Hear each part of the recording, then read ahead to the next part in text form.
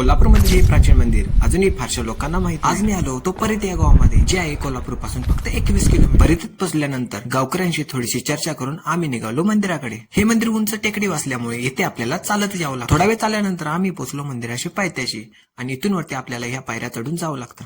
इथे पोहोचल्यानंतर पहिला मी देवीचं दर्शन घेतलं आणि मंदिराच्या चार बाजूला आपल्याला अशी सुंदर सुंदर चित्र पाहायला. हे चित्र बघून मला तर एकदम भारी वाटलं आणि या मंदिराची प्रदक्षिणा घालून झाल्यानंतर आम्ही निघालो दुसऱ्या मंदिराकडे, जे या मंदिरापासून अगदीच जवळच आहे. आणि या मंदिराकडे जातावेळी मला एक दुर्मिळ झाड पाहायला मिळालं. जर याचं नाव तुम्हाला माहित असेल तर कमेंटमध्ये नक्की सांगा.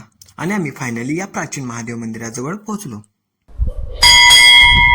इथं आपल्याला महादेवाचं भव्य असं शिवलिंग पाहायला मिळतं आणि या मंदिराचं वैशिष्ट्य असं आहे की शिवलिंगच्या मागे एक गुफा आहे आणि ही गुफा गावाच्या बाहेर निघते आणि या गुफेमध्ये जायचं आजपर्यंत धाडस कोणी केलेलं नाही. मंदिराच्या अवतीभोवती आपल्याला असे शिलालेख पाहायला मिळते. या शिलालेखांचा काही ना काही अर्थ आहे. हे शिलालेख देव आणि निसर्ग यांच्यातील नातं दर्शवतो. जर हा व्हिडिओ आपल्याला आवडला असेल तर आपल्या पेजला फॉलो करायला विसरू नका.